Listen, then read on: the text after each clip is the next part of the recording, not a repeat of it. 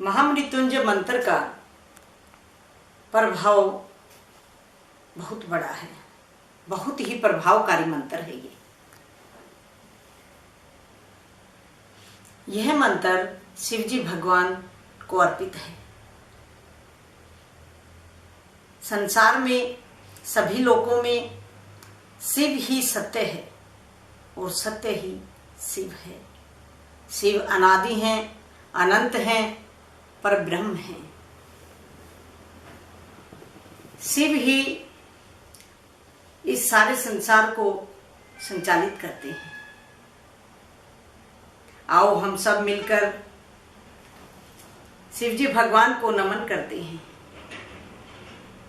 और प्रार्थना करते हैं कि वह हमें आशीर्वाद दें और अपने आशीर्वाद को हम पर हमेशा हमेशा के लिए बनाए रखें। शिवजी भगवान को ही कालों का काल महाकाल कहा जाता है, देवों के देव महादेव कहा जाता है। आपने सुना होगा, पढ़ा भी होगा कि जब समुद्र मंथन हुआ उस समय पर जब अमृत निकलता है तो देव और दानव दोनों ही छीना झपटी करते हैं, लेकिन जब हलाहल विष निकलता है उस समय पर कोई पास नहीं आता, किसी की इच्छा नहीं होती लेने की। उस समय पर भोले भंडारी शिवजी भगवान उस हलाहल विष को धारण करते हैं और अपने कंठ में स्थापित करते हैं। तभी से उनका नाम नीलकंठ कहा जाता है। इसीलिए उन्हें महादेव कहते हैं। महादेव ही महाकाल है। तो आज हम महामृत्युंजय मंत्र का मैं जिक्र करूंगी। पहले मैं बोलकर बताती हूं कि महामृत्युंजय मंत्र है कौन सा। ओम त्र्यंबकं यजामहे सुगंधिं पुष्टिवर्धनम् उर्वारुकमिव बन्धनान् मृत्युर्मुक्षीयमामृतात्। यह मंत्र पहले आप इसका हिंदी में अर्थ जानिए। हे त्रिनेत्र देव, आप ही पूजने के योग्य हैं, हम आपकी पूजा करते हैं। आप सभी के जीवन को सुगंधित करने वाले हैं, पुष्टि प्रदान करने वाले हैं, आगे बढ़ाने वाले हैं। उर्वारुक कि जैसे एक ककड़ी पकने के बाद बेल से अलग हो जाती है, हमारा जीवन भी उसी तरह से पूरी आयु पाकर इस संसार से गमन करे, उस प्राण रूपी बेल से छूटे और हमें मोक्ष की तरफ, हे शिवजी भगवान, आप हमें मोक्ष की तरफ प्रेरित करिए हमारे प्राणों को। तो यह मंत्र बहुत ही प्रभावकारी है। महर्षि मार्कंडेय के बेटे मार्कंडेय हुए।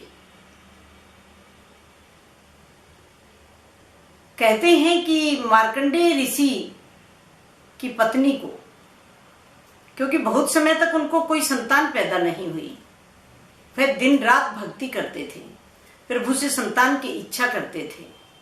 लेकिन जब उनको बच्चा पैदा होना था, जब भगवान ने उनको आशीर्वाद देना था, तो मार्कंडेय ऋषि की पत्नी को रात्रि में दिखाई देते हैं भगवान और पूछते हैं कि आपको 100 साल का मूर्ख पुत्र चाहिए या 16 साल का ज्ञानी पुत्र चाहिए।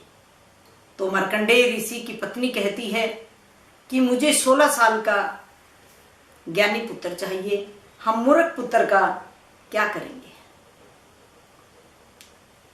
तथास्तु कहकर वरदान मिल जाता है और वह गर्भवती हो जाती हैं। 9 महीने के बाद बच्चा पैदा होता है। बहुत खुशी होती है, लेकिन मां को पता है, उसके पिता को ज्ञात है कि हमारा बेटा सिर्फ 16 साल ही जीवित रहेगा। वे जैसे जैसे बच्चे की एक्टिविटी देखते हैं, अथाह ज्ञान था, ऐसी ऐसी हरकतें थी उनकी अचंभित करने वाली। तो जब मार्कंडेय को अपने माता पिता से ये ज्ञात होता है कि उनकी आयु सिर्फ 16 साल की है, तो वह शिव भक्ति में लीन हो जाते हैं, दिन रात ध्यान करते हैं, मंदिर जाते हैं, पूजा करते हैं, शिव जी भगवान के तप और जप में लगे रहते हैं। लेकिन जैसे जैसे उनकी मृत्यु नजदीक आती है, वैसे वैसे उनका जप और तप और बढ़ जाता है। और जैसे कुछ दिन कुछ समय रह जाता है, तो वह भक्ति में इतने लीन हो जाते हैं कि वह शिवलिंग के आगे से उठते ही नहीं है। अब आखिरी समय आ गया, यमराज लेने के लिए आ गए। अब जो भक्ति का एक ओरा होता है, एक शक्ति होती है, तो वह उसके चारों तरफ है और वह उसे, यमराज को, मार्कंडेय तक नहीं पहुंचने देती। वो सब क्या है? उस मंत्र के जप का प्रभाव है, शिव जी भगवान की शक्ति है। उस समय पर शिव जी भगवान प्रकट होते हैं और मार्कंडेय ऋषि को लंबी आयु का वरदान देते हैं और यमराज को खाली हाथ वापस लौटना पड़ता है। ऐसा प्रभाव है इस मंत्र का। लेकिन आपने सिर्फ ये नहीं सोचना है कि इस मंत्र से रोग या सिर्फ आयु ही पाई जाती है, रोग को दूर किया जाता है और लंबी आयु पाई जाती है, ऐसा नहीं है। इस मंत्र के प्रभाव से रिद्धि सिद्धि, धन दौलत, नाम और शोहरत, औलाद, सब कुछ तो हासिल हो सकता है जो आप चाहते हैं, सब मिल सकता है। बस आपको इस मंत्र को बड़े ध्यान से जप करना होगा। लाइफ में हर चीज का एक नियम होता है, तभी यह लाइफ सफल होती है। जिसने भी नियम का पालन किया, वही इस जिंदगी में सफल हो गया, नाम कमा गया। तो जब भी आप मंत्र जप करें, तो सबसे पहले तो आप एक बात समझ लें। आप किसी भी कामना के लिए मंत्र का जप करते हैं, तो आपको अंदर से भी वैसे ही हो जाना है। सिर्फ जबान से मंत्र को नहीं बोलना, आपको अंदर से शांति प्रदान करनी है। अपने अंदर अपने आप पर विश्वास करना है। आपने किसी का बुरा नहीं चाहना, बुरा नहीं सोचना, बुरा नहीं करना। आप सबका अच्छा ही सोचें। सबका अच्छा सोचेंगे, आपका भी अच्छा होगा। तो इसलिए आपने अपने आप को तैयार करना है। आपने देखा है ना कि एक बीजों को खेत में जब बोया जाता है, तो उससे पहले उस जमीन को तैयार किया जाता है। इसलिए आप अपनी थोड़ा सा सोच को बदलिए। सबका भला चाहिए, भला करने की कोशिश करिए और आप मंत्र जप करिए। मंत्र जप करने से पहले कुछ नियम होते हैं।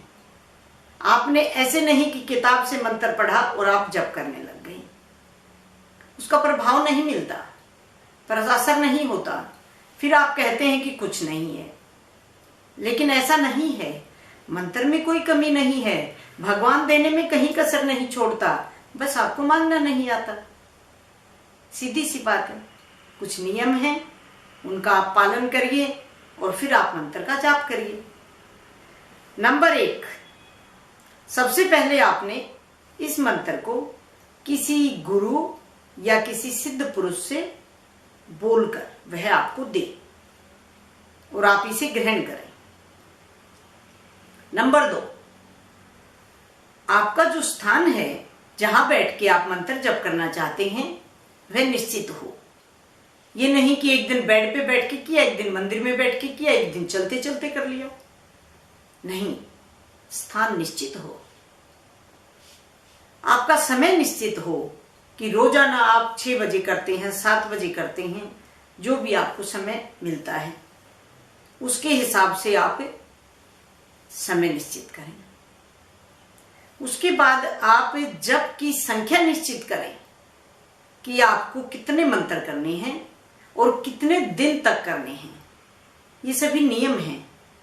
जब आपका मंत्र जप आप करें तो हाथ में जल लेकर और शिव जी भगवान की मूर्ति के आगे पहले आप हाथ में जल लेकर प्रण करें कि हे शिव शंकर भगवान, हम ये प्रण करते हैं कि इतने मंत्र इतने दिन में, और ये मेरी कामना है, हम पूरे कर लेंगे।